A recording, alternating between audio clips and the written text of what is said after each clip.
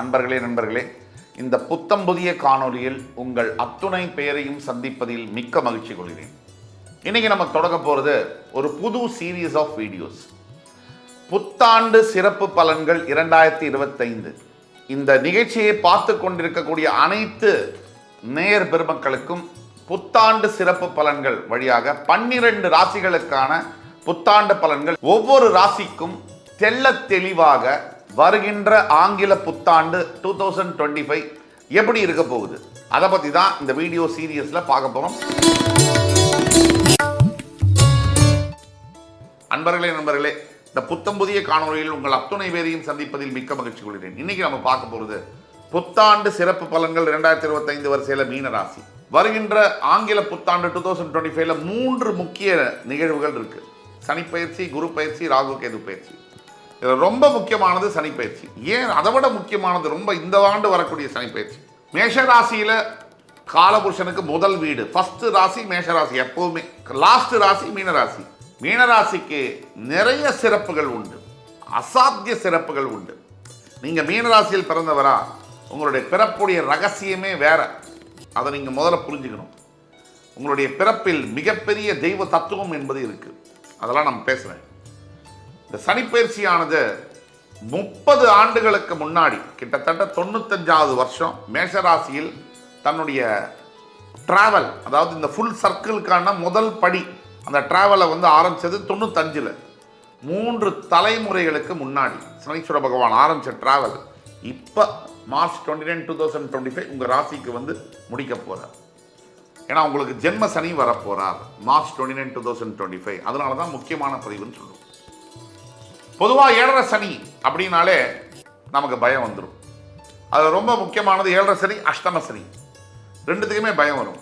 இதில் 7.5 சனியில் பாத சனி, விரய சனின்னு 2 இருக்கு. அது அவ்வளவு பயம் தேவையில்லை. ஆனால் ஜென்ம சனி என்பது நாம் எதை எதிர்பார்க்கலாம் அப்படிங்கிறது கண்டிப்பாக நமக்கு சில பிரச்சனைகள் வரக்கூடிய வாய்ப்புகள் கண்டிப்பாக உறுதியாக இருக்க தான் செய்யுது. பிரச்சனைகள் வராமையே இருந்துருமா, நம்மளால் தடுக்க முடியுமா அப்படின்னா கண்டிப்பாக கணிசமான அளவிற்கு பிரச்சனைகளை தடுக்க முடியும். அது நம்மக்கிட்ட தான் இருக்குது. அது நீங்கள் பண்ணக்கூடியதில் தான் இருக்குது. அப்போ பிரச்சனைகளை தடுப்பதற்கு என்ன செய்யலாம், எதை எதிர்பார்க்கலாம், எதை எதிர்பார்க்கக்கூடாது, என்ன பரிகாரம், அது ரொம்ப முக்கியமான பாயிண்ட். இதை பற்றி தான் இந்த வீடியோவில் பேச போகிறோம்.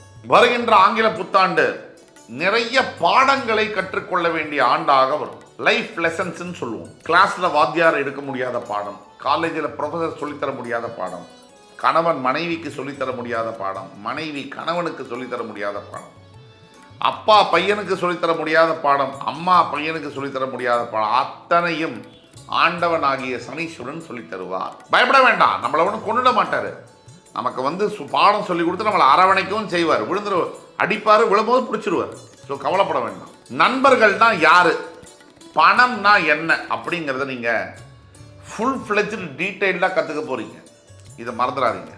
எல்லாத்தோட முக்கியம், இவர் இல்லைன்னா நான் இல்லை, இவ இல்லைன்னா நான் இல்லை, உன் மேலே உயிரியே வச்சிருக்கேன் அப்படின்னு சொன்ன உறவுகள் இருக்குல்ல, அக்கா, தம்பி, அண்ணா, தங்க, பொண்டாட்டி, புள்ள, இதெல்லாத்தையும் நீங்கள் யார், இந்த உறவு, இவங்களுடைய ஒரிஜினல் கலர்ஸ் எல்லாம் என்ன அப்படிங்கிறத ஃபுல் ஃப்ளெஜ்டாக தெரிஞ்சுக்க போகிறீங்க. பொதுவாகவே எல்லா விஷயத்துலையுமே நீங்கள் கொஞ்சம் கேர்ஃபுல்லாக இருப்பது நல்லது. ஒரு தடவைக்கு 2 தடவை யோசித்து முடிவெடுக்கணும். நிறைய தியானம் செய்யணும், இறை பக்தி வேணும்.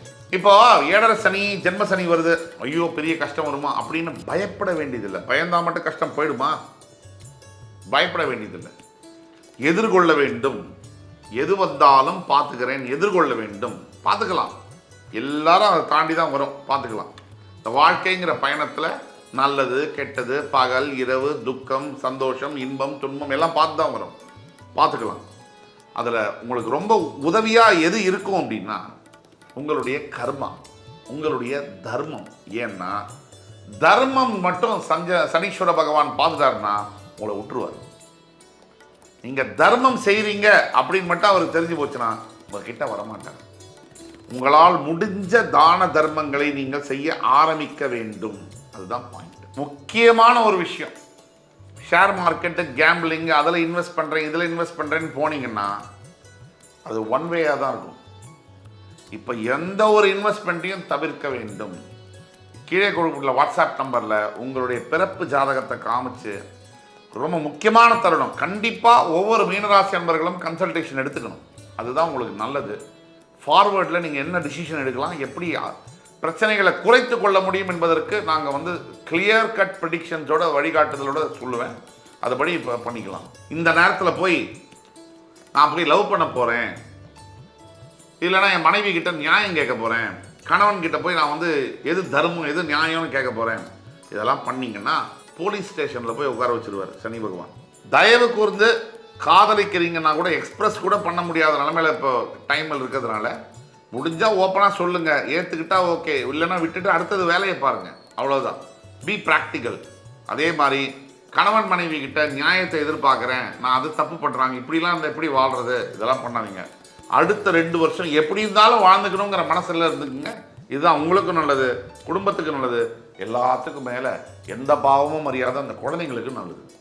இப்போ சொல்ல போகிற பாயிண்ட்டை நான் சொல்லும் போது என்ன நினைச்சே கோவப்படலாம். ஜென்ம சனி இருக்கும்போது இந்த சுயமரியாதைக்கும் பணிஞ்சு போகிறதுக்கும் மயிரிழை தான் வித்தியாசம். இப்போ உள்ள தலைமுறை பணிஞ்சு போகிறதுக்கு வந்து என்ன நினைக்கிறாங்கன்னா சுயமரியாதை இழக்கிறதா நினைக்கிறாங்க. பணிவுக்கும் சுயமரியாதைக்கும் மயிரிழை தான் வித்தியாசம். தேவையில்லாத விஷயங்களில் பணிவு வந்து அது வந்து சுயமரியாதையை இழக்கிறதாகும். தேவையுள்ள விஷயங்களில் வந்து அமுங்கி போகிறது வந்து பணிவாகும்.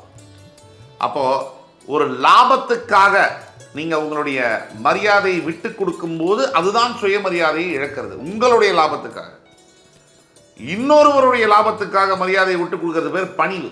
தேவையில்லாத விஷயங்களில் ஒரு வேலை பார்க்குற இடத்துலையோ, இல்லை வேற ஒரு ஆஃபீஸ்லையோ, இல்லை ஒரு வியாபாரம் செய்கிற இடத்துலையோ, இல்லை ஒரு பிஸ்னஸே பண்ணுறீங்க, கஸ்டமர்ஸ் கிட்டேயோ நீங்கள் வந்து நான் சுயமரியாதையோடு இருக்கேன், நீங்கள் கடைக்கெல்லாம் வராது அப்படிலாம் சொன்னீங்கன்னா அந்த பாதிப்பு அவருக்கு இல்லை, அந்த பாதிப்பு உங்களுக்கு தான். நீங்கள் பொறுமையாக கையாளணும். பொறுத்தார் பூமி ஆழ்வார். இந்த பொறுமை மிகப்பெரிய விஷயங்களை உங்களை காப்பாற்றி கொடுக்கும். அவசரம் வாழ்க்கையில் பல விஷயங்களை இழக்க வச்சிடும். இதை மறக்காதீங்க. அதே மாதிரி உங்களுடைய ஜூலை ஆகஸ்ட்டுக்கு மேலே கேது வந்து உங்களோட 6ஆம் இடத்துக்கு வருவார். அதை பற்றி பேசுவோம். இது சனிப்பெயர்ச்சியினால் வரக்கூடிய தாக்குதல்கள். இதுக்குண்டான பரிகாரத்தையும் நான் சொல்கிறேன், புதுசாக கேளுங்க. இதுக்கு அடுத்தபடியாக வரக்கூடிய குரு பயிற்சி. உங்களுடைய ராசிநாதன் உபஜயஸ்தானத்திலிருந்து 4ஆம் இடத்துக்கு போகிறது நல்ல வேலை. அவர் வந்து ரிஷபத்திலிருந்து மிதுனத்துக்கு போகிறார். ஓரளவிற்கு உங்களுக்கு அவர் உங்களுடைய 10ஆம் வீட்டை பார்ப்பதனால் தொழில் செய்யும் இடத்தை கொஞ்சம் காப்பாற்றுவார். அதே மாதிரி உங்களுடைய 8ஆம் இடத்தை அவர் பார்க்க போவதனால் 5ஆம் பார்வையாக உடல் உபாதைகளை கொஞ்சம் தவிர்ப்பார். அதே மாதிரி தன்னுடைய 9ஆம் பார்வையால் உங்களுடைய 12ஆம் வீட்டை பார்ப்பதனால் வெளிநாட்டு சம்பந்தப்பட்ட விஷயங்களில் பாசிபிளான ஃபேவரபிளான ரிசல்ட்டை கொடுப்பார். ஆனால் உங்கள் ராசியில் இருக்கக்கூடிய ராகு விலகி உங்களோட 12ஆம் வீட்டுக்கு வருவதை போல இந்த மாதிரி நேரங்களில் யோகம் உங்களுக்கு இருக்க முடியாது. ஆனால் பிட்வீன் ஏப்ரல், மே, ஜூன், ஜூலை இந்த ராகு மாறுற வரைக்கும் இந்த 4 மாதம் கொஞ்சம் டெரிஃபிக்காக தான் இருக்கும். சனியும் உங்கள் ராசியில் இருப்பார், ராகுவும் இருப்பார். தேவையில்லாத மனக்குழப்பங்கள், சஞ்சலங்கள் இந்த நேரத்தில் தான் பிட்வீன் ஏப்ரல் 1 டு ஒரு ஜூலை 31 வரைக்கும் தேவையில்லாத உறவுகளுக்குள்ளே போய் மாற்றுறது, பெண்கள்னால அவமானப்படுறது, ஒன்றுக்கு மேற்பட்ட ரிலேஷன்ஷிப் போய் என்ட்ராது, சபலப்படுறது, இதெல்லாம் வரக்கூடிய வாய்ப்புகள் இருக்குது. போனீங்கன்னா நோ என்ட்ரி, அவ்வளோதான். அதுக்கு பிறகு திரும்பி அதுலேருந்து வர முடியாது, காப்பாற்றிக்க முடியாது. அதனால் நல்லதை தான் சொல்கிறோம், நல்லபடியாக இருங்கன்னு சொல்கிறோம். அது ஒன்று. இதுக்கு அடுத்தபடியாக ராகு உங்கள் ராசியிலிருந்து பெயர்ந்து 12ஆம் வீட்டுக்கு, 12ஆம் வீடுன்னு சொல்லக்கூடிய கும்பத்துக்கு ஜூலை ஆகஸ்ட்டுக்கு அப்புறம் பெயரும்போது யோகங்களை அள்ளி வழங்குவார். அது ஒன்று. அதே மாதிரி உங்களுடைய 6ஆம் இடத்திற்கு கேது வரும்போது மிகப்பெரிய அளவில் பாதுகாப்புகள் இருக்கும். மொத்தமாக ஆங்கில புத்தாண்டில் என்னென்ன செய்யலாம், எதை எதிர்பார்க்கலாம், எதை எதிர்பார்க்கக்கூடாது என்பதை தர்மத்திற்கு உட்பட்டு ஓப்பனாக தெளிவாக பேசியிருக்கணும். பாசிட்டிவாக தான் பேசணும், நெகட்டிவ். ஜோதிடம் என்பது ஒரு சார்ந்தது இல்லை, பாசிட்டிவ் மட்டும் நெகட்டிவ் மட்டும். ஒரு சமையலில் மட்டும் நீங்கள் உப்பு, புளிப்பு, காரம், அஞ்சரை பெட்டி வச்சிருக்க மாதிரி ஜோதிடத்திலையும் வாழ்க்கையில் இருக்கக்கூடிய அனுபவத்தில் கூட எல்லாமே இருக்கும். அதை எடுத்துக்கிற பக்குவத்தை பொறுத்து இருக்குது. எனக்கு எதுவுமே வேணாம், கெட்டதெல்லாம் வெறும் நல்லது தான், அது மாதிரி ஒரு வாழ்க்கை அது வந்து பொய் தான். கெட்டதும் இருக்கணும், கொஞ்சமாக இருக்கணும், நல்லது நிறையா இருக்கணும். அப்படி இருந்தால் தான் வாழ்க்கையாக இருக்கும். ஆக தர்மத்திற்கு உட்பட்டு நம்ம பேசியிருக்கோம். பரிகாரம் என்று சொன்னால் கட்டாயம் மீனராசியில் பிறந்த 100% பேரும் ஒரு தடவையாவது திருநள்ளாறில் இருக்கக்கூடிய தர்பாரண்யேஸ்வரர் தரிசனம் பண்ணி, நலத்தீர்த்தத்தில் குளிச்சு அபிஷேகம் பண்ணி, அதே மாதிரி வெளியில் உங்களால் இந்த அத்தனை பிரச்சனை ஜென்ம சனியிலேருந்து காப்பாற்றக்கூடியது ஒன்று தான். நாம் ஆரம்பிக்கிறதுல சொன்னேன் வீடியோவில், தர்மம்.